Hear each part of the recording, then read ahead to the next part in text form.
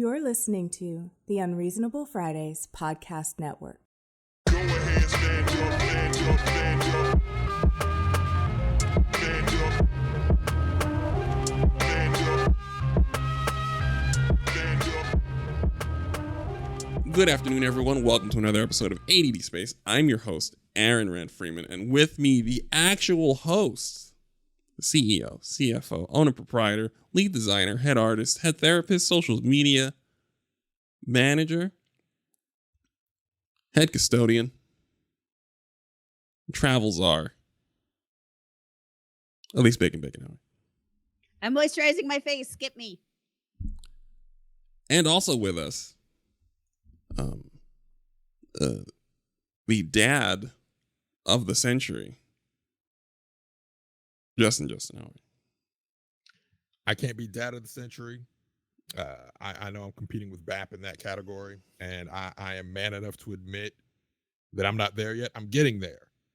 It's a journey. It's not a race. It's a marathon, and every day we get closer.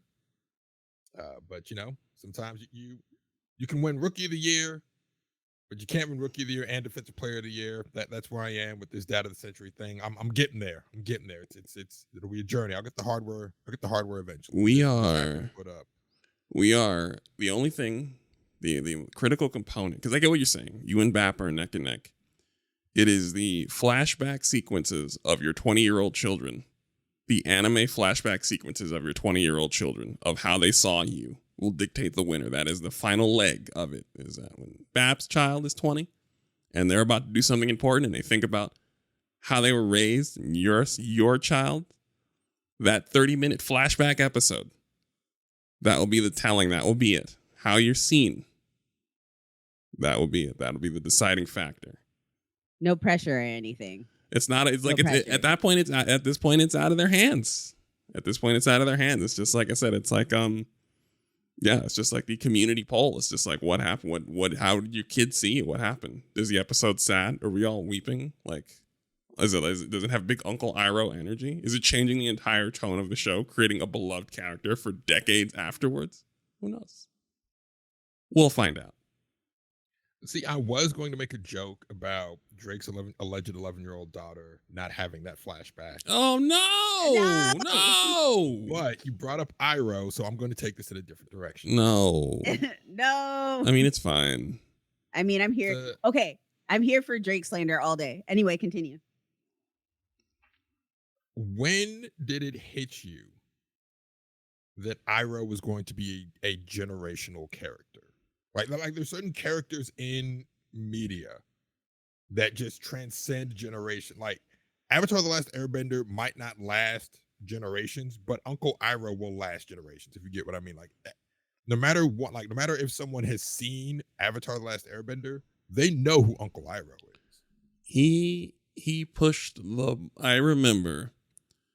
So we were in for something when he had raised the bar for the filler episode and flashback episode, respectively. Yes. Tales of Ba Sing Se. Yes. He raised the bar forever to the point where you don't even realize you're watching filler. And you don't realize really what you're watching is a flashback. Like you're just like you have to think about it in the grand scheme because you're so caught up. And you were like, you realize these were like flashback episodes and things and filler episodes. And you're going to talk to someone else and like, did you see that? And they're like, oh, yeah. And they go, that was beautiful. And they go, yeah. And then you kind of realize way after the fact that it was filler that you saw. And that was the best filler I had seen in my life up to that point. As someone who the idea of the filler episode had been poisoned by Dragon Ball Z at a young age. So I was down on the filler episode. Avatar, I think Avatar season 1 has the worst filler episode ever. And they mock it in season 3. Then season 2 has the best filler episode ever. And it didn't hit me until he sings Leaf from the Vine at the end. And I realized what I was watching. I was like, oh my God, this whole thing is an apology to his son. The way he treats Zuko is an apology to his son. Mm-hmm. Yes. No, he actually states that out loud. He actually specifically tells Zuko that at some point. Yeah. Like he specifically says, like, I fucked up with my kid. Here's what happened. I don't want to see the same thing that happened to my son happen to you. And he's like, I'm not a good person. And Yeah. I am trying to atone for my mistakes. Now I figured like I was already team that motherfucker like way before. But like even in like the early episodes, you see him on the ship and he's like he goes from being like um uh jokey to no, here's some serious like life advice, but Zuko's just not ready to hear it. But like they prep you because I did the full rewatch. They prep you for it like early, like you see it throughout the entire show. Yeah, and like And they keep it's like when Zuko's ready to start, like when because like there's times when Zuko becomes more ready to hear those lessons. Iroh is like, hey, and one thing I really appreciate about Iroh upon rewatch, it's clear he may be a joke, but he may be funny, but he's not a joke. Oh. that man is Like he's funny, he's not a joke. no, he's Uh, not a former general for no reason. like as cocky as Azula is, Azula pulled up on him with the full might of the Dai Li. Yes, Only then did she feel comfortable talking trash, and then she still got washed. Like, right. I also appreciate Iroh in Korra because when he pops up in Korra, and it's basically confirmed that he went to Valhalla. Iroh went to the spirit realm, and he's communing with actual spirits because good people. He went to Avatar Heaven, basically the Avatar equivalent of heaven, and he's just, same thing. Just all right. Here's a wayward child. Let me just mentor this wayward child. I really appreciated, especially in Korra, that the mentors were different. Yes. Because a lot of people were expecting to see Aang as a mentor or some of the same mentors that Aang did, but Korra is a different person. None of those messages would have gotten through to Korra. They were specifically did not relate to Korra's situation. Right. I think people miss that point in Korra, that this is a new age. Aang was supposed to learn that lesson, but they cheated and gave him Lion Turtle at the end. But the old Airbender avatar, Yang Chen, tells him, hey, the lessons that we learned aren't your lessons. You're trying to be the spiritual person. Your duty is not to that. Your duty is to the world. You're being selfish right now. Kill Ozai. You have to kill Ozai. Like, not wanting to kill Ozai is selfishness on your part. Mm-hmm. And Korra's lessons were basically, how do I adjust to a world that doesn't need me anymore? Because each season is a referendum on why we do not need the Avatar specifically. Mm-hmm. There were also some really deep philosophical. I kind of want to watch it again because I'm now diving into philosophy. Rewatch season 3 and let me know the minute you realize that here's full of shit. Oh, I mean, it's like immediate, but the first time I watched it, I was like, hey, Zahir's kind of got a point. I rewatched it again, maybe because I'm older now. I rewatched it again. I was like, oh, he's full of shit. And like, I love that Korra doesn't even entertain his argument. Not even a little. Korra's like, you're a murdering psychopath. I don't care if you have a macro point. You're a murdering psychopath that tried to kidnap and kill a child. I'm not having a debate with you. There's no conversation to be had right now. Like, Aang would have tried to talk with you and reason with you. Korra, no. Yeah, it was really funny that he was trying to approach her the way that people like that's another thing with Korra is people tried to approach Korra and they don't know her. I think the only one who actually got close was the waterbender. Yeah, her uncle, because that's family. He actually knew her, and he knew her mentally. Yeah, he knew exactly what buttons to push and how to play her. Because that. Yeah. And all of these other villains were specifically trying to push on Korra in a way that I'm like, you don't know her. You're trying, like, they're playing by rules that Korra doesn't play by. Korra is hands. Hands. A heart of gold and hands. Right. Toph also understood that instantly. That's why Toph was like, I'm not going to coddle you. You know what the problem is. Just figure it out yourself. Right. All right. Last bit of Korra love before we dive into Hell. Hell on Earth. I love Kuvira. Again, as cocky and confident as Kuvira is, Kuvira heard that Toph's old ass pulled up and she said, nope, these are problems I do not want. Army, machine, no, everybody. That is Toph Beifong. But she's, I don't care. Right. She's just like, no. She said, could you beat Toph? I'm not going to find out today. I know that. Right. I am not finding out today. Things that I am not interested in. I don't need that answer. I don't need the answer to that question answered that badly. All right. So it has been a while since we've all been here and talked and conversed and shared things that we love. And I know one thing that we all love.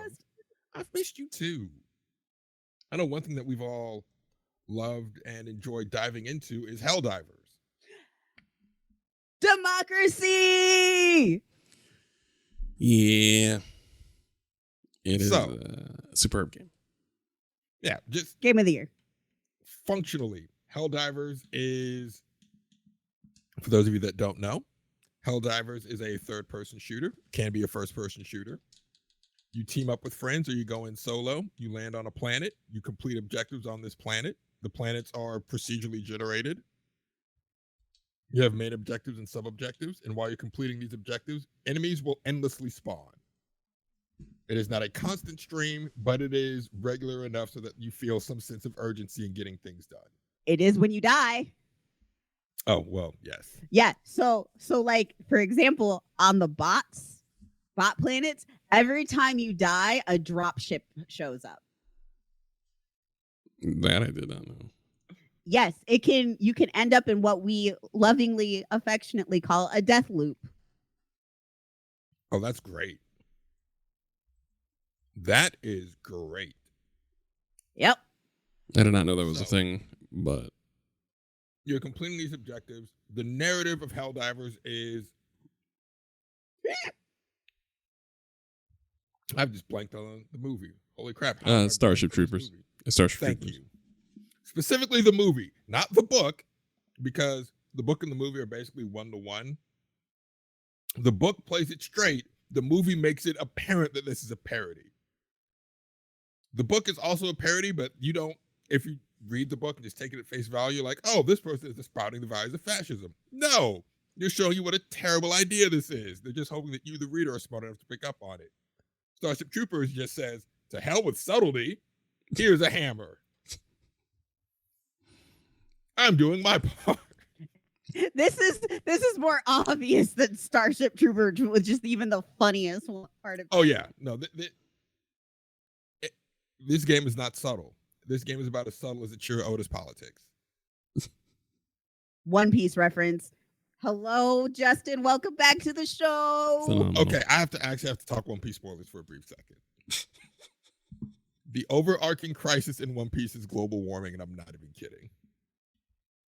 The world is going to flood because of global warming. That is the overarching crisis in One Piece. I'm not making this up. He's not subtle in the slightest. I was wondering when he was going to get to that because that was apparent early. Man-made actions are causing the world to flood. And anyways, it's not subtle at all. It's like he's holding a giant sign. Anyways, Helldivers is a satirical take on jingoism, patriotism. Ooh, jingoism. I haven't heard that word. I know, right? Busting out the high school SAT words. And it is all very tongue in cheek, except when the fan base doesn't realize it is, because gamers. Yeah, it's one of those things. It's one of the things that prevented me initially from getting into the humor, was because I was sitting there kind of vibing out, and as it kind of hit me, I was like, how many people don't get the joke here? And then I sobered up. I straightened out, and I was just like, and now I just kind of, it's still fun. But I think it was when I messaged Aaron and I went, this is my exact sense of humor, that Aaron's like, okay, we can laugh at this. I was terrified. I was terrified because I was like, I feel like there are people who are not understanding the joke. And I was like, because it was fun for a bit. And then I was like, wait, this is fascism. But whenever we do mock fascism, a startling amount of people don't realize it's mock anything. And yeah. Yeah. So the thing is so I've reached a point where, so I look at stuff and I don't like looking at things linearly, sort of, but like for me, it's like there's a scale, right? At what point is it like the writers and the developers, and at what point is this people who have ideas who are refusing to like critically examine their ideas? Like at what point, like whose fault is it, right? Right. So like when it comes to Punisher, right? And you have like cops with Punisher, right? Right. Even though the Punisher would fucking kill those cops literally, there is still something from a writer perspective, right? That is like making people like really like see themselves in the Punisher, right? Right. The writers here are actively stating what the content is. Like they're not subtle about it. They've actually just been straight up honest about it. What the content is. There are people who have done full YouTube videos, and like these are the people that like the people who think are taking it seriously. These people believe that the writers are wrong. Like to the point where they're stating that what the writers say it's about, they're wrong, even though the writers are the one who created it. Right? So like at some point it's like you can't, there's only so much you can do. You can explicitly state like this is what it is. One of my favorite Punisher moments. There's actually a few, like the modern takes on Punisher have been super interesting. Like there's a whole run where he becomes basically the leader of the Hand because they resurrect his family. And he's like, yes, I will be a demon if you give me my family back. Yes. Yeah, I remember. And then it's of course he gets stopped, and like all the Marvel heroes like say, hey Frank, this was bad. You're a bad person, Frank. And Moon Knight just like, I get it. You wanted your family back. Everyone that's telling you that they wouldn't have done it would have done the exact same thing in your position. And I'm like, wow, Moon Knight. Interesting. But one of my favorite Punisher moments is these Punisher pulls up on some cops and they're like, oh, look, it's the Punisher. And they point to their car and it's like, we got the skull too. We're just like you. Punisher takes their guns, breaks them, and says, I am not a hero. I'm not someone you should look up to. If you want a role model, Captain America's right there. Right. Like, the writer is telling you with his mouth, right, this is not an aspirational figure. Right. I liken it to people that grew up watching X-Men that are now complaining that X-Men is too political. Yeah. I have heard an argument like this new X-Men is not subtle in the slightest. No. There is a Palestine allegory in the 5th episode. Yes. They are not subtle at all with what is happening here. They may as well have just painted a sign on the episode that says, this is the Palestine episode. Yep. And there were people saying, well, mutants are dangerous, so you have to do this. I'm like, okay. Okay. Here's why. Like people actually saying why the X-Men mutant allegory for oppressed peoples doesn't work, and I'm like, here's why. Anytime someone tells you that stupid shit, this is what you respond to them with. Here's why it does work. Mutants are not the only powered beings in the Marvel universe. Mm-hmm. There are Inhumans, there are mutates, there are metahumans, there are aliens. There are people that can build machines, Tony Stark, Reed Richards, Dr. Doom. Mm-hmm. So if you're worried about a little girl that can walk through walls, mutants aren't the only ones who can do that. Mm-hmm. Why are mutants the only ones discriminated against? This is where the allegory holds up. Because your oppressed class is not unique amongst society. Mm-hmm. Why is that oppressed class the only one being discriminated against? Those are the questions you have to ask yourself. If you find yourself agreeing with the bigots in the X-Men, you might need to reevaluate your life choices. Like in the second episode, where the bad guy of the episode is like, you know why we hate mutants? It's the whining. Regular people have it bad too. Yes. I'm like, wow, they're not. That also January 6th allegory in your X-Men. Mm-hmm. And it's like, they're telling you straight up, if you agree with this person, you're the bad guy. And people were writing dissertations about why he was right.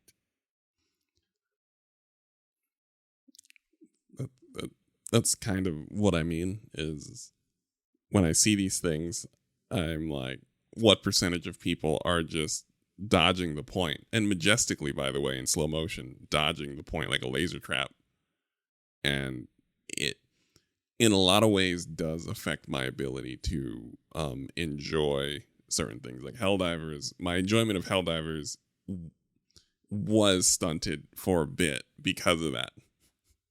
Just because of that. Because you're right. It's just, folks, no matter how clear creative is, folks will just avoid the point, and to the point where the wrong people might latch on to this. So I had a fear before I said it, before I knew anybody, because I didn't realize everyone liked it. Like Discord people, I didn't know the Unreasonable Fridays community people. I didn't realize that the FC. I didn't know you guys all liked it. I was the first one playing it, and I was just like, oh, well, this is not something I can talk about. No, it was one of my friends bought it for me because they wanted to blow stuff up with me, and I've just been sitting here watching democracy happen away from democracy, away from it. And then I got it, and everybody's been super excited to save the galaxy with me and fight for Super Earth and liberty and against these communist scum. And it's been a great time dispensing managed democracy from mortar centuries. Yeah. I don't understand how you can get it. I mean, I don't understand how you can misunderstand the intent when this is all propaganda to for the most part just distract a clone army long enough for them to fight and die. So it's just like, that's what you are. You're part of a clone army. Like, you just like, there's nothing about this. This is all very pointed. A faceless army. You were literally taken out of the freezer. Not even thawed out sometimes, like chicken too late. They just take you out and bang you up against the counter a few times and put you out there or something. And if you look at the tutorial, it's the way that it's designed is like, at one point you could tell that they cared that you actually believed in the simulation of that thing, but it's been going on for so long that they do not care. It's just automated. right. So like, it looks like it used to be more than a single person training unit, if that makes sense. Mm-hmm. Like, there probably used to be like a platoon that would like go through there and like actually have to do training, but now it's just a whoop, here's a clone, go through, congratulations soldier, bye, and then they're dead in like 3 seconds. I believe you're the first And then I think on the like somewhere on the hall of like like justice or memories or memorial, there is actual fine print on the bottom that says that you by crossing this line, you then give them the green light to harvest your genetic material. Yes. So But you're actually if you look when you're getting shot up, there's identical stations all over. Mm-hmm. It's just like one training facility that it just keeps going. Just keeps going. An endless funnel. I do like the little fireworks at the end. The little pew, congratulations, bye. But yeah, it is well and truly it is the new live service game. It's one of those things where now that because live service games are such large barges that a lot of them came out with old ideas that weren't going to win anyway, like Avengers or Suicide Squad. They came out with a very old model of live service game, so it was not going to work anyway. So now we see an example of the first new example of a live service game where you have like a functional, malleable palette, and you just kind of a canvas, and you let the audience tell the story in real time, and involving the audience involvement in the minute to minute is so simple but so timely. And I like to see it because, to see Helldivers work and like Suicide Squad not, like there's a clear changing of public opinion. Now you're seeing what doesn't work, which we were telling you wasn't going to work, to see what does work in terms of audience interaction. The definition of a live service game has to change now, if that makes sense. Like I don't know if the definition has to change. Well, no, yeah, the definition would have to change. If your approach changes, you're changing the definition. Yeah. I mean, like it's like, just so that as from a development standpoint, it has to have. So originally, live service games were games that the developers were adding things onto, for better or worse. But now live service is a collaborative thing. Now that we've seen what the audience will accept from a live service game, it is now a collaborative exercise. So you're less on the hook for creating unique worlds as much as you are creating space for your audience to express themselves and giving yourself the opportunity to react to it. Honestly, it takes a lot of pressure off because a lot of the live service games that that we're used to, the Destinies, the Divisions, the Avengers, the manpower cost of creating a game that never ends seems to be extremely fucking high. So, this is better above all else. That's why I was like, I'm okay with us changing the definition, because the idea that, we can have a genre shift that takes some of the pressure off of the game devs would be great. Just fucking fantastic. Now, speaking of best live service game of the year, and honestly, the last couple of years, because this game's been a breath of fresh air, Sony almost killed it. Oh, Sony. Yeah, yeah. So, again, those of you that aren't aware, Helldivers is on Steam and PSN. Also, not just Steam, it's also on Epic. Okay, yeah, it is on PC and PSN as part of Sony's new initiative to get their games onto PC. Because they are realizing what Microsoft realized years ago, the console is only a vehicle, the money is in publishing. Ding, ding, ding. But because Sony still has a lot, we've talked on the show before about how Sony is a poorly run company floated by. The success of Sony games is not a reflection of how well Sony is run as a company. Spider-Man 2 being an awesome game doesn't mean that Sony is a good company. Mm-hmm. Spider-Man 2 succeeds in spite of Sony. Yes. Right. The studios are putting out good shit. Sony's just, I don't know what they're doing. Well, we do know what they're doing, because their grand idea for their foray into PC gaming is to, if you have Steam, this is Steam specifically, right? Or does this affect Epic as well? It affected everybody. Okay. If you are playing on PC, you have to have a PSN account. Yes. including countries where you can't access PSN. So the reason why I brought up Epic is because when they allowed crossplay into Helldivers, because Helldivers didn't start with crossplay, in order to like add people, you had to also add like an Epic account. Like, so there's different ways of linking so you can like be friends with people in crossplay. It's very similar for Remnant as well. So you could do it that way. But PSN, like Sony wanted everybody to have a PSN account because that way their reasoning is that made it so that you could block players. Now, I'm going to tell you something. There has not been a day Sony has ever cared about being able to block players. Mm-hmm. Sony had not cared. I don't. And this was the most transparent bullshit I have ever seen in my fucking life. They do not give a royal fuck about moderation in any means whatsoever. Also, team killing is just part of the game. Like, actually. I mean, yes, you can be a dick about team killing, but you can also just leave the mission. I mean, you can also kick people from the mission. Yeah. Some folks were in fact very serious about it.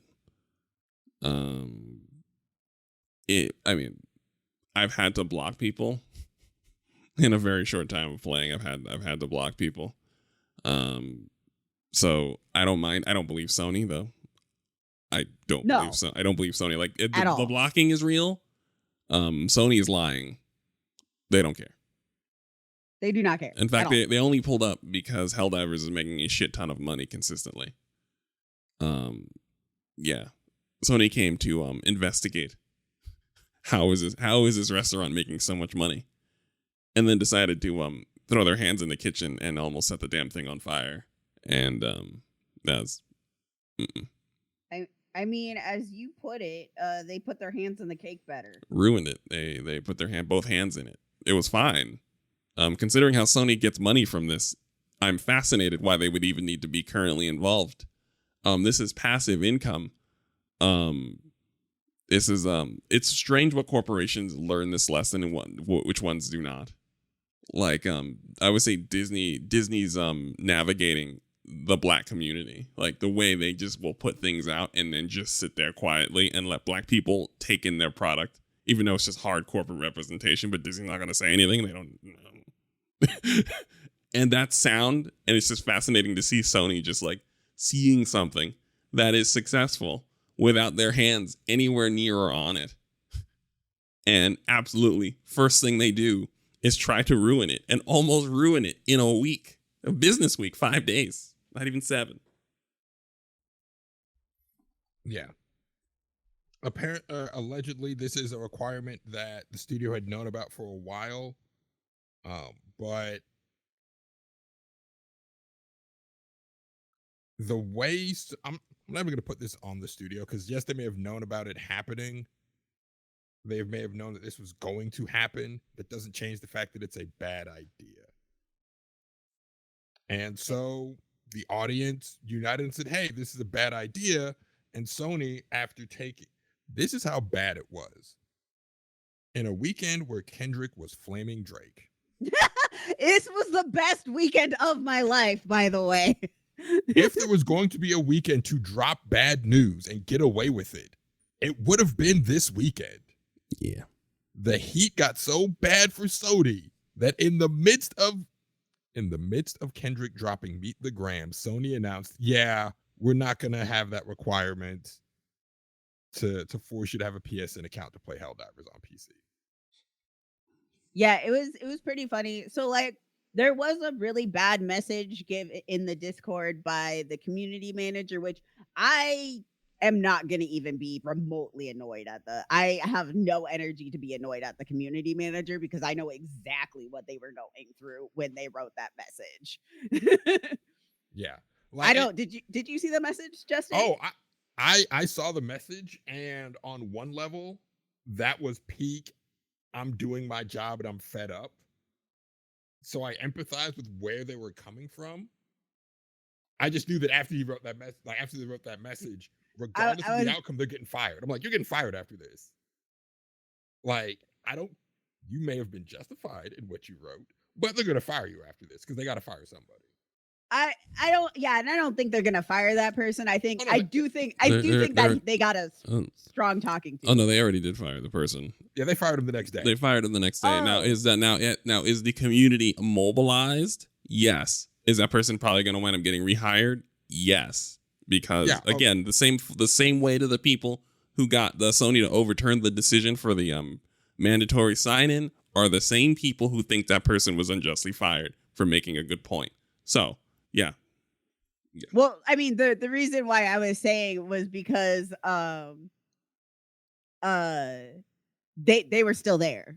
Like, they were still there as doing the announcements as the community manager. Hey, they're still in the Discord, but all their Discord privileges have been revoked, and they don't have that community manager title in their roles anymore. And they put out. Oh, that's funny. Yeah, no, they got a talking to, as Aaron said. Now, will they probably be back? Yeah, probably, because probably. Also, nobody's gonna want that job. There it is. No one else is gonna want to do that job. Community management is a thankless job. It is a thankless job. Miserable job. Like, nobody appreciates a community manager until you need a community manager. It's actually kind of funny because I've been looking at community manager jobs just out of like, wonder if I can handle it. I mean, you can handle it, yes. Would you want to is the question. I don't know. That's what I want to know. Like, I'm genuinely curious. Like, not every community is our communities. Like, our communities, we spent time curating and cultivating. Oh no, 100%. No, I'm like, when I saw that person do like that message, I went, that motherfucker is probably getting DMs up the ass and is like, leave me alone. Oh, the Helldivers community is a broad swath of humanity. Yeah, it is people from all walks of life, including people that actually believe in Super Earth, unironically. Those same people that were clamoring for Stellar Blade are in that Discord server. Yeah, no, when I saw that message, I was like, buddy, you do not care about your job anymore. You are so tired. Oh, and they said, cool, you tired? Let's we'll give you a nap. I was like, please eat something and take a nap. I was like, you're gonna get yelled at least. But I think the funny part about it for me is if they're in their follow-up post, because they did apologize in their follow-up post, they specifically went, Sony doesn't read our Discord. Yeah. So go to the places where Sony will read. And honestly, I think that's what got them fired. But also, Probably. I appreciate that. I appreciate that because it worked. And that's the kind of shit I want to see more of. Because community managers get hired by companies to eat shit. Yes. To eat shit for the company. And the minute that community manager said, hey, send your shit to the boss was like, this isn't my job to eat this shit. That's why I hired you. He's just like, I understand that you're upset, but they don't read the Discord. Well, they also don't read. Right, but they read money. Yeah. They read metrics. They read what could potentially get them money and or make them look bad. And so he's just and that was also my thing. You can bitch in the Discord all day, but like that will not do anything. Yeah, one thing that these companies have figured out, if you give people a space to complain, you can ignore that space. Yeah. Because they will complain they will shout at the jar and leave it alone, and they will not bring it to your front door. Right. However, after like the people realized that, did they go to Steam and Sony? I'm sure. That was a review bomb of the century. Oh yeah, and because all these companies are Metacritic and Rotten Tomato slaves, Well, it even better than that. Valve was taking refunds. Yeah. Do you know what they hate more than they hate bad reviews? Refunds, Giving you your chargebacks. money back. They That's fucking what they hate hate. chargebacks and refunds. So, just like Aaron was saying, he didn't want to talk about this game in public. There is another game that has been out that I have refused to speak about. Oh my god, please talk about it. Please talk about it. I want to hear I'm your actually quite thoughts. curious. I need to know. I already know where this is going. I And don't think I know. I need to know. I want to know what. Anyways, that is such a down low, dirty Mackin song. Anyways, it's Stellar Oh, Blade. listen, it's so yes. But it's Stellar Blade. And the reason why I refuse to talk about Baby's First Near in public is because that same portion of the Helldivers fan base that unironically pledges allegiance to Super Earth latched onto this game because they are criminally horny. And I mean criminally in the literal sense.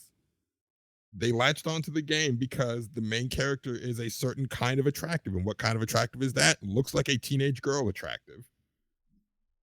Whoop. Yep. Teenage. And they said, this is what we want. This is what women look like. And they've made this their personality in defending this game to the point where they got upset when they thought that a patch had come out to slightly cover up ass cheek. Censorship, they said. Censorship. They're censoring my digital butt cheeks. Not censoring the digital butt cheeks. There was an unfortunate graffiti placement in the game. It says hard and then R. Like the hard R.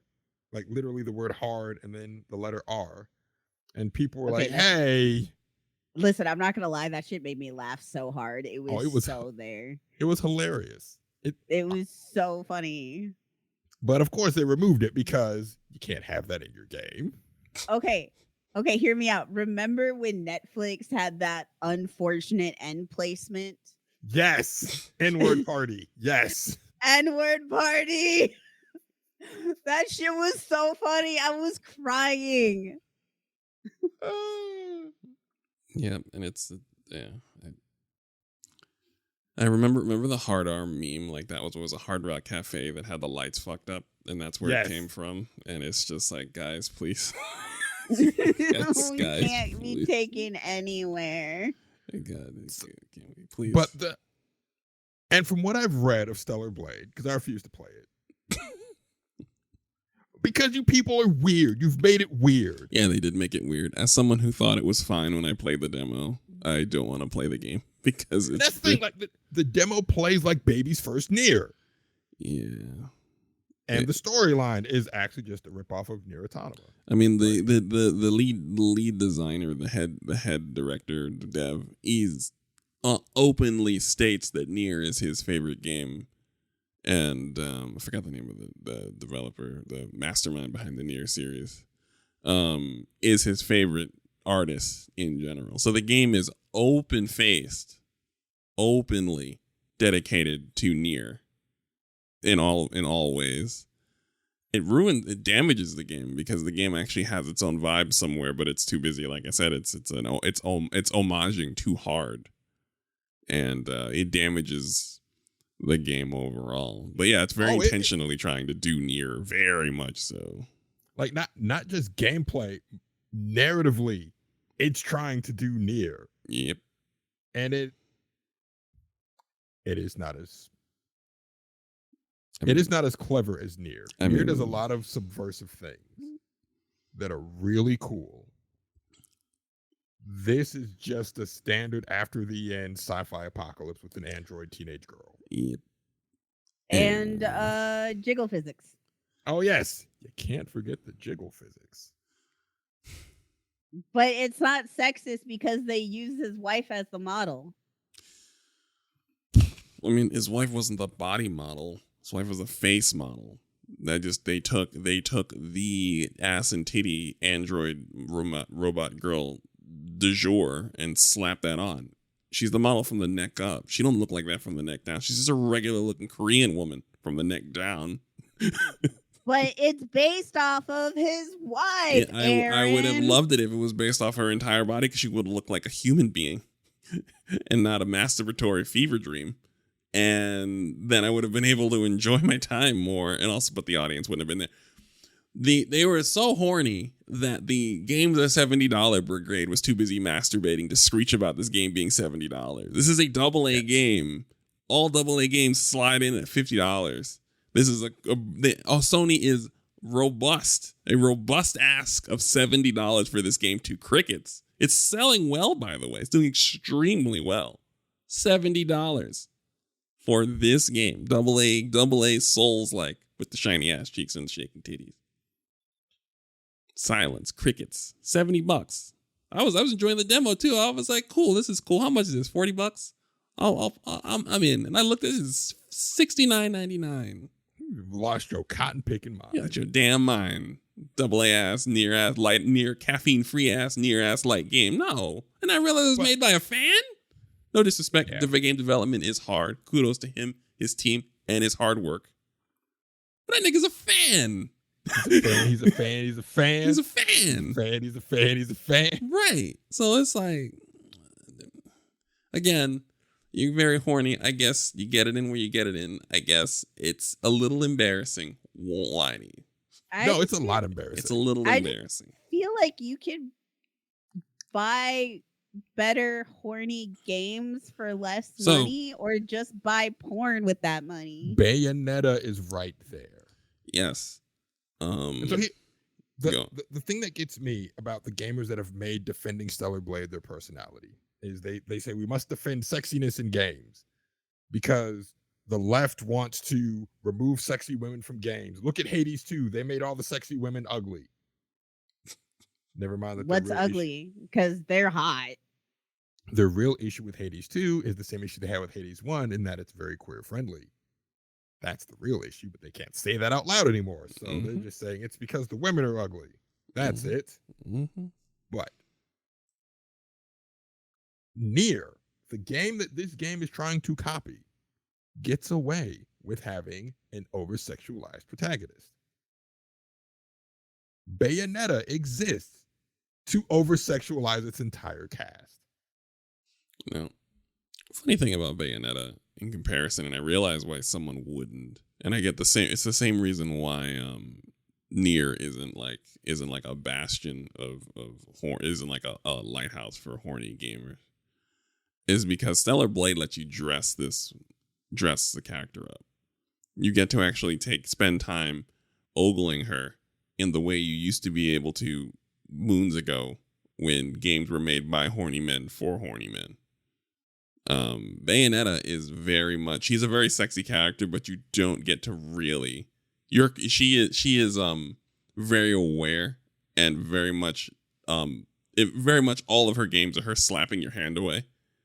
And yeah, actually Ash has a really interesting take on this that I really like. Oh, please. Ash Parrish, and I'm paraphrasing, and if I'm fucking it up, I apologize. But it's a difference between being sexy for themselves, like there's like Bayonetta, like as a character is designed to be sexy for herself, yes, versus sexy for the viewer. And so it's the same with Hades 2. The characters are just sexy for themselves, or sexy as a part of their personality, and again for themselves, not for the viewership. Yes. And I also and yeah, like it's not just like it's just a different kind of sexy. Yeah. But it's a sexy they can't defend because, like you said, it is a sexy they have agency over their sexy. Right. And like a character can't really have agency, but like you can design it in such a way to where it's like with fiction when you're writing. So fictional characters can't have agency asterisks. All right, Baldur's Gate 3.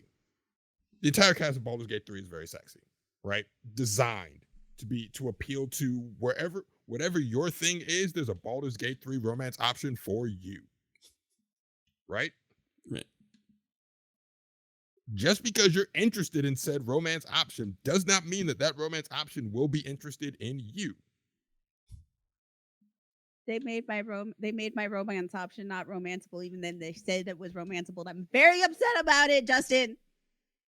Oh yeah, they fixed, because what was it initially, like all romance flags were like tripped on for everyone, and they're like, oh no, they said all characters were romanceable. Oh, okay. That's sad. But there's a level of narrative agency where you can't just say, I filled up my sex meter, let's have the sex. No, and actually sex does not even equal romance specifically. Like, because there's one character like Lae'zel. Lae'zel will just have sex with you. That's not a romance with Lae'zel. Mass Effect 2, Jack will have sex with you too, and it locks you out of every other they're not S-links, but I've been playing a lot of Persona, so that's the word that's in my head. When you like bond with your squad mates, they're effectively S-links, but I can't remember what Mass Effect calls them, but it locks you out of that. Like, if you have sex with Jack without getting to know her as a person, she will not talk to you for the rest of the game. Yep. Mm-hmm. So you can bake in things into your fiction that make your characters feel real and not like sex dolls. These people latched on to Stellar Blade because she's a sex doll. Yes. Mm-hmm.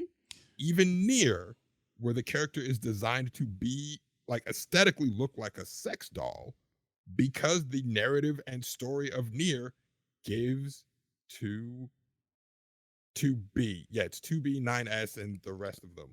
I was gonna say Nier, like none of them girls can like. There's nothing sex doll about them other than their appearance. Yeah, she appears. She is special forces with her ass out, but she's playing it straight, extremely straight. It's not. Is it 2B? 2B playing it straight till it's not. Right? Like it. God, Nier is so weird, but Nier does weird and trippy in a way that like all the pieces of Nier work, and they work so well in concert. Well, it's also not like a game that just came out of itself. Like, it was years of Drakengard games. Yes. It's another actually really weird game. Drakengard is weird. And Nier comes out of the most random ass secret ending out of one of the Drakengard games. Yeah. That gets referenced in Final Fantasy 14. I can't believe they did that. I can't believe they did that. I can, because the creator is, and I'm going to use ableist language here, the creator's unhinged. Like, the random secret ending in Drakengard 2 is in the Alliance raid for Final Fantasy 14. Wait, the random secret ending with the dragon being killed and falling through a portal into another reality, and then its body. Headquarters, yes. Yes. That's the Nier Alliance raid in Final Fantasy 14. Is you knocking the dragon through a portal or fighting it when it comes? You knock it through the portal, and no, they're throwing that building at you through a portal. Oh dear, that's so cool. And yeah, that's the last boss fight.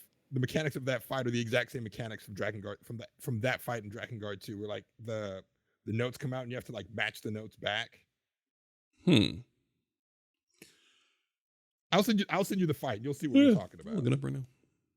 Yeah, it's what's the third one? It's Tower of Paradigm's no, it's Puppet's Bunker. Puppet's Bunker. Tower of Paradigm's Breach is the last one, right? Yes, Tower of Paradigm's Breach is the last one. So you want the last boss fight of Tower of Paradigm's Breach? I was gonna say Puppet's Bunker is actually the second one. What's the first one? I don't remember. Copy Factory. Thank you.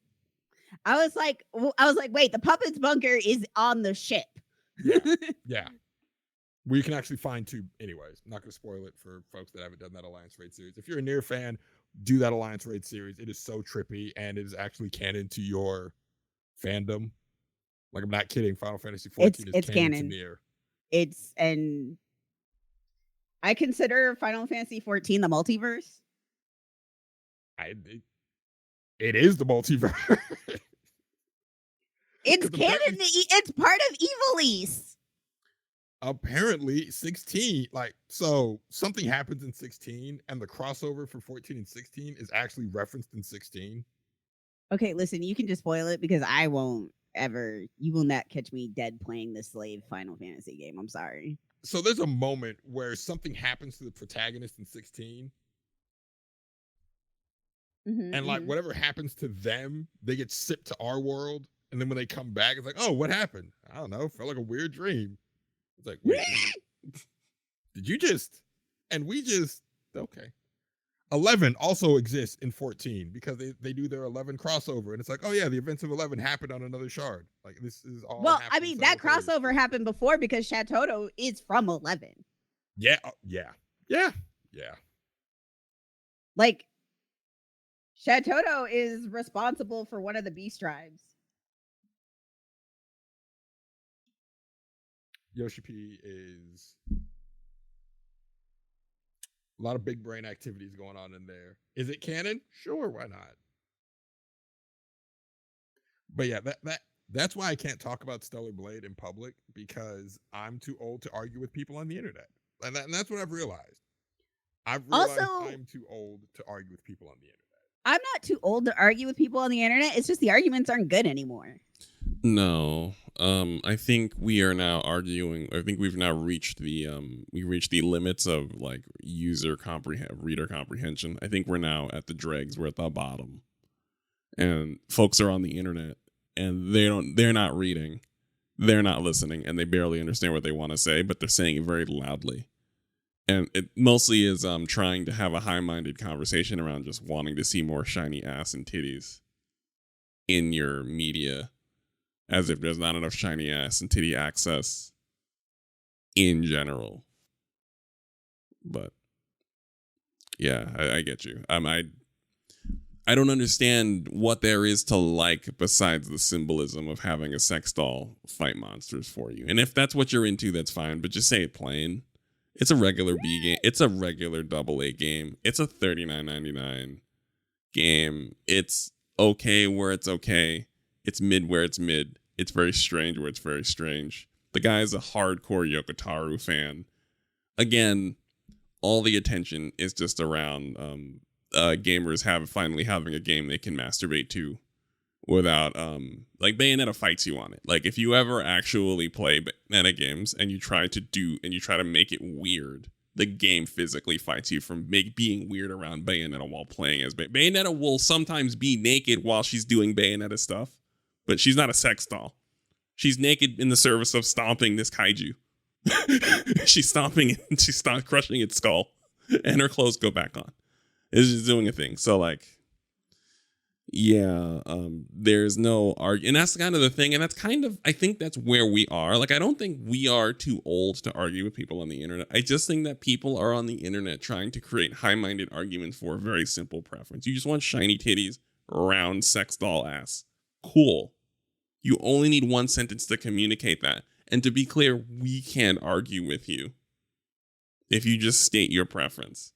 It's a little pitiful, but again, that's you operating privately within your preferences. Cannot fault you. The fact is, they come through and they're almost like, there's like this weird type of pod person discourse mimicking thing, where it's not quite real discourse about a not quite real topic from someone who just wants like their binky or a lollipop.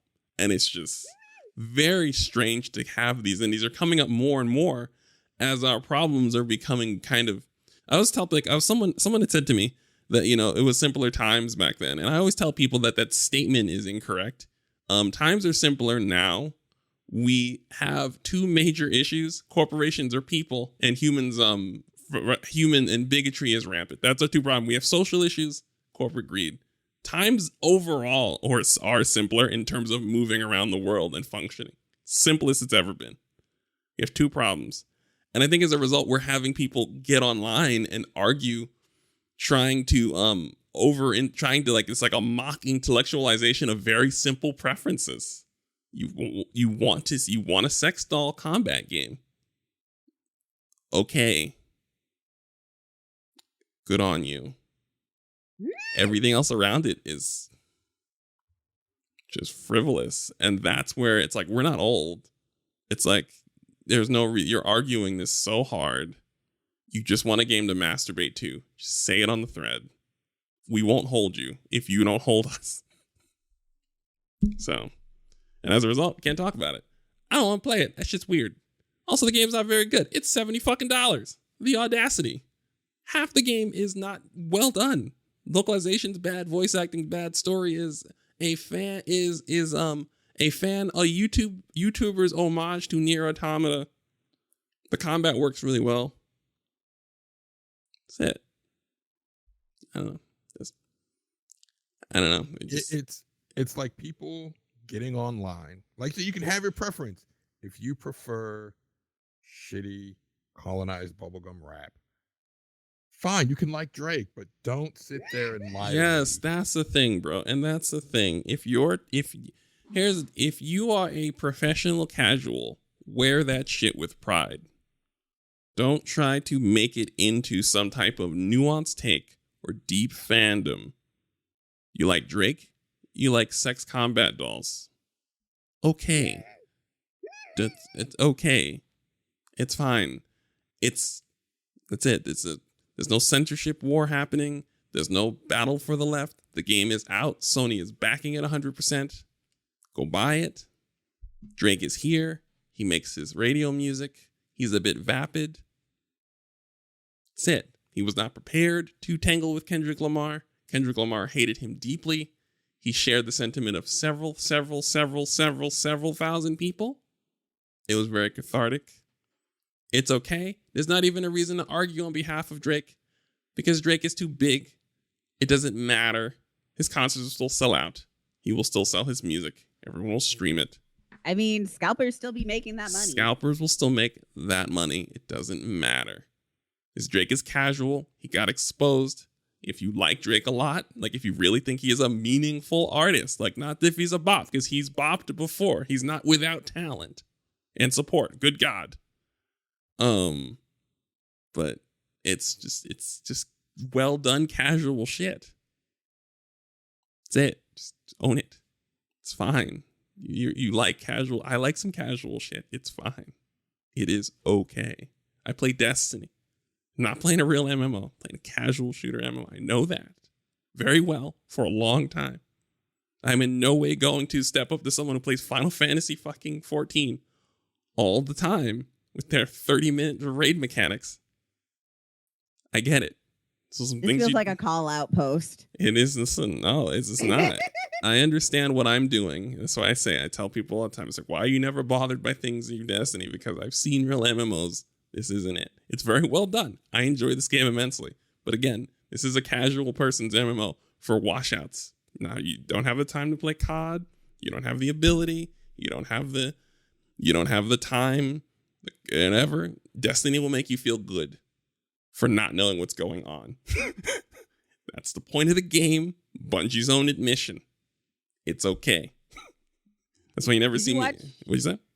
Did you watch those UCOB clears? The ones you sent? Yes. Yeah, I did. I think one of them's at least the full fight. Yes, one of them was. And like I said, I've been watching you raid and watching Final Fantasy raids, and again, just takes the edge off. Again, there's nothing wrong with liking a casual thing. So that's the moral of that is the theme of the episode. There was nothing wrong with liking casual things. You do not need to hyper intellectualize it. You don't. You wanted it simple. You got it simple. Keep it simple. You also don't need to pretend that you're a gangster when like the closest you've been to a gun is on TV. Are you talking about Aubrey? And maybe. I mean, like I said, I can't speak to being inauthentic for long periods of time. It seems stressful to be a produced individual, like to have I can't imagine I mean, maybe if I try to do the same thing, like I'm from New York, I'm from Brooklyn, but my personality isn't a certain way, and I guess if they tried to Takeshi 69 me for 15 years, I would be insecure as well about my place in the culture and how I'm seen. So,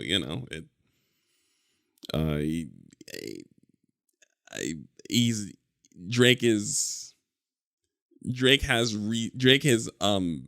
fallen apart because of predictable problems that we noticed when he arrived that weren't dealt with.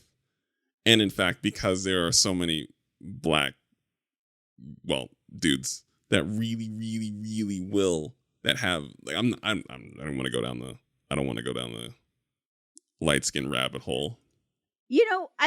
Okay, I will though. He's got so much money. He could have just gone to therapy like the rest of us. But that's not, he was told by the actions of those around him that he didn't have to, that what he was doing now was correct. I'm just saying, clearly he's still got some issues, a lot of internalized stuff that he's just been trying to work through and just cannot.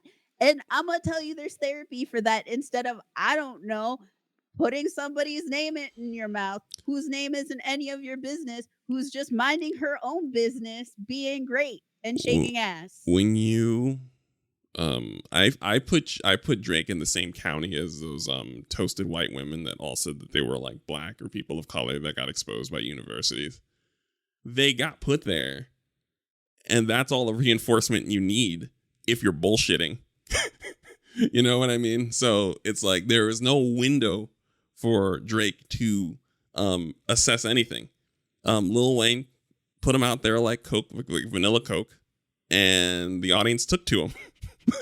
And there is no window, and there has been no window. This is the biggest window right now in the 15, 16 years we've been familiar with Drake, where there is an opportunity for him to possibly reflect through like drastic public response and like this big L that he may or may not, he doesn't have to acknowledge it anymore because now he's officially too big to even, he doesn't have to acknowledge it. He can keep trucking along and be fine. I don't know if he's incapable. I don't know if he's capable of not acknowledging it. We shall see. Kendrick Lamar poisoned the fishbowl water. So it's like, how long can he swim in it before all the cultural renditions of BBL Drizzy get to him? You know, but that's just it too. Like, he could just not respond to Kendrick. I mean, like in the beginning or now? Yes.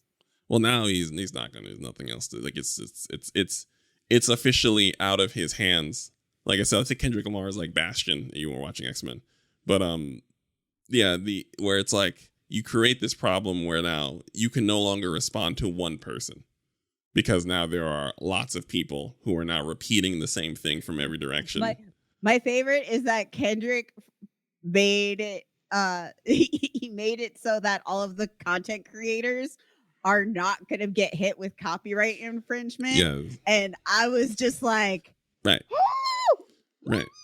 Screaming. Right. The beef has been screaming. The beef has been democratized, and there is no, I mean, like I said, how much you gotta hate somebody to be like, make money off of my hatred? How much you gotta hate somebody? Now I am that hater. I understand this level of hatred. It's in my body. It's it's masterful because Drake is nothing if not tangibly insecure. And when you are an insecure person with a lot of people holding you up, you can lie to yourself about one person, but you cannot lie to yourself about all the people. And like I said, he can ignore this to a point. I'm curious to see how long this will go on to the point of him ignoring it. Like, as now we are, like I said, it is now cultural that there is now a soundtrack to not liking Drake. Because before, you didn't like Drake kind of in silence now because Drake got too big to dislike without getting into weird arguments. Now there are sound bites. There are songs. There are meaningful songs to hate Drake. There are club bops. There are quotable quotes. There is a dedicated beat in multiple languages. So now there is the language to dislike this person. I'm not convinced that like it's over. I'm expecting more music because uh Kendrick did write a 19-minute song. Oh, there's more. And I think that his producer went, Kendrick, no. There is more music, but I don't think Drake is gonna. There's nothing more for Drake. Sounded exhausted. Last song was in the Heart, Part 6. He sounded exhausted then. Drake sounded like a man that had just spent the last 24 hours crying. Right. He sounded like a rapper forced to rap in defense of his own life that he was questioning. There was like, I don't know. I'm just saying that your defense to I'm not a pedophile shouldn't be what his defense was. Right. Agreed. So when that is right, when you're put up there on stage, understand, like if you're put up on stage, forced to rap, insecure as he is, and then to defend your accusations of pedophilia the way he did, which is basically classic fucking creep, by the way. Classic creep, 100%. Yeah, I think you have to pause, and I don't know if there's anything that can be done, because now by the time he responds, everyone is armed. It's like everyone's wearing Kendrick masks now. What does he do? Who does he aim it at now? You know what I mean? That man told Metro Boomin to shut up and make some drums. And Metro said, bet, I will make some drums. Yes. And he gave those drums to the world. He did. All right. Before we get out of here, I have two things, because I know someone has to go. I do have to go, but this is actually kind of fun, so I got caught up. Yes, please. Thank you for keeping me on task. Yes. Go listen to All of the Stars on the Black Panther soundtrack. Listen to Kendrick Lamar's verse, knowing what you know about how he feels about Drake. Oh, I gotta look.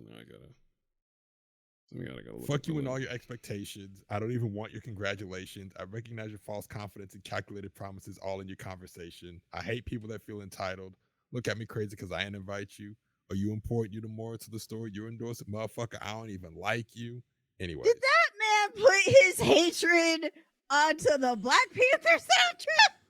Yeah. I mean, like I said, people, light up.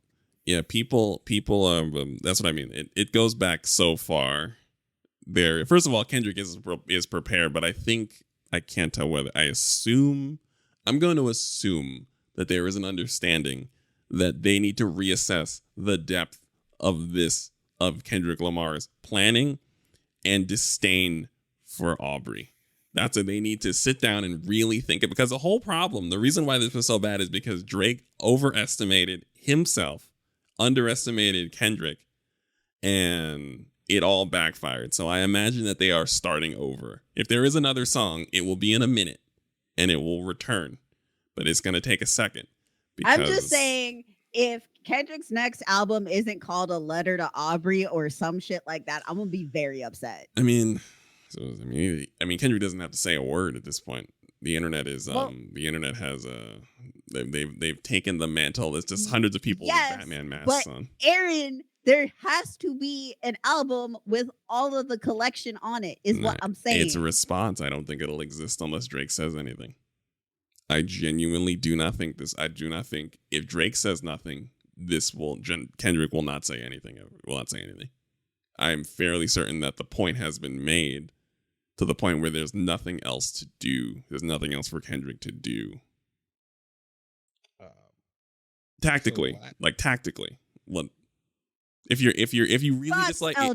really dislike someone this much, then this is how if you dislike someone this long, then you're comfortable with waiting for them to starve. You are. Thoughts, Justin? Kendrick says he has at least 5 more songs ready. He does. We may never hear them.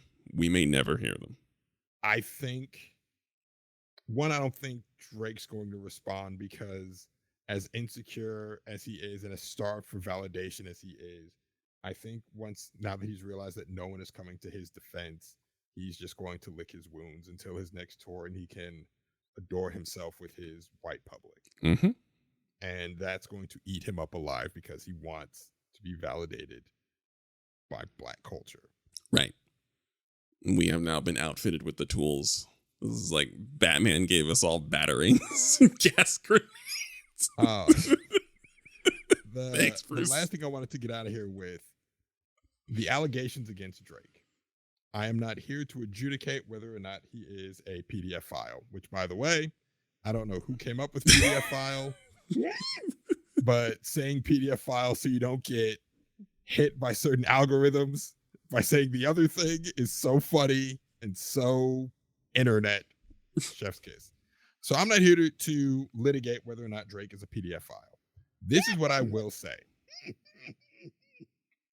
Drake has consistently, for the last 12 years, been caught in the DMs of high school girls. Yeah. Whether or not his intentions are pure, it keeps happening to him. Yeah. Why does he keep finding himself in these situations with high school girls? Yeah. Why? Yeah. Why? So if you are having this discussion with someone that says, oh, Drake couldn't do this, whatever, the trick is not to get into a debate on whether or not he is a PDF file, whether or not he is Adobe Reader compatible. Just ask the person you're talking to that wants to defend this and say, why does this keep happening to him? Yeah. Like, not even Millie Bobby Brown. Oh, he was just being her mentor on the show. Why did he gravitate towards her and no one else on the cast? Mm-hmm. Angel Reese admitted when she was still at LSU that Drake was in her DMs. Mm-hmm. There are other high school basketball players that said, well, Drake's a huge fan of women's high school basketball. By the way, that's not women's high school basketball. You know what we call that? Girls basketball, because those are teenagers. Anyways, why does this keep happening to him? Why does he keep finding himself in these situations? He is famous enough to never be in these situations. By the way, to be clear, he can, in fact, never be in these situations. The world is in the palm of his hand. He can, in fact, be in the opposite of these situations 100% of the time. There is no incidental anything. He's not like a gym teacher. He's not a gym teacher or a substitute science teacher at a high school on temp or anything. He's fucking Drake. Everything that happens to him is intentional because he's fucking Drake. It's Drake. There's no accidents. Yeah. It's too powerful. Too much. I just want to know, why does this keep happening to you? Why does this happen to me? Also, we need to Why did your crew feel comfortable pulling a 17-year-old girl on stage for you to grope and kiss? Why? Why does this keep happening to you? I ain't lying to you. The older I get, I'm back in school. I see kids around me all the time. PDF filia is a fucking range. I don't care about the legal fucking anything age for any state. That is a range. 15 to 21. I don't care the state, the context. Bruh, that shit is fucking weird. Okay? That is fucking weird. There is nothing outside of nieces and nephews, I can't talk to a 25-year-old about anything. 25-year-old. Let alone a 21-year-old. So buddy. The youth comes out of their faces. They just open their mouth and youth. Like the main character of Stellar Blade. By the way, can anyone tell me what the main character's name of Stellar Blade is? Anyone? No, I'll look it up. No, don't look it up. Can you tell me? We know the main character's name in Nier is. We know what the main character's name in Bayonetta is. What is the main character's name in Eve? No. We don't know because the community is too focused on objectifying her. I mean, that's what she's here for. And to be clear, I think that's the rub. It's come to a head to me that there is a growing desire for simple shit Because again, the major issues that are in front of us are social issues and corporate greed. 1 and 2, we've had most of our needs are being met. The ones that aren't being met are because of social issues and corporate greed. So there is nothing else. We are staring our problems in the face. They are 5 inches away. They do not blink, and we are trying to look away. And things like ass blade satisfy the need. That's what that is. And it's a fight to look. It's almost like there is a fight to look away. It's one of the reasons why people are down on Marvel movies now. Because they're now Marvel movies force you to look. Again, they are governed by social issues. They are governed by them. So you there's nowhere to go to look away from the 2 major issues plaguing America at the very least. I cannot speak for every country. Not from there. Do not know. Here, though. 2 problems, and we are frantically, desperately trying to look away from them to the point where we just will latch on to the strangest things and look away from other things, and it's embarrassing. Just say that. You're stressed out. You want to look at shiny ass cheeks. Say that. There's no referendum on the greater state of America or the political left. You want to look at shiny ass cheeks because life is hard. You don't make any money, and trans people scare you. Say that. Say it.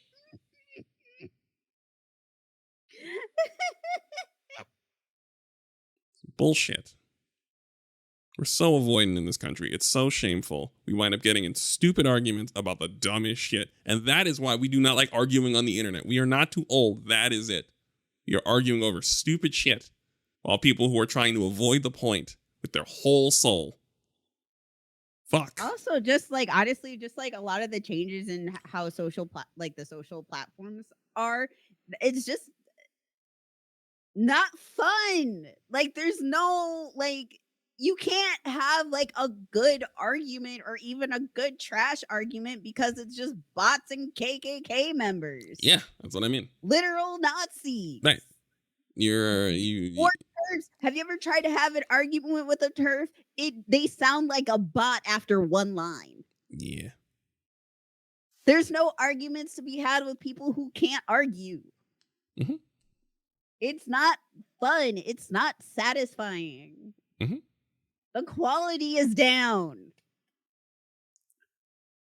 We have subpar quality. The quality of our arguing is down. Well, as I said before, we're avoiding things. It's the same. Yes. Also, listen, Drake, speaking of avoiding things, Drake could have avoided this whole thing by keeping Megan's name out of his mouth. I mean, yeah.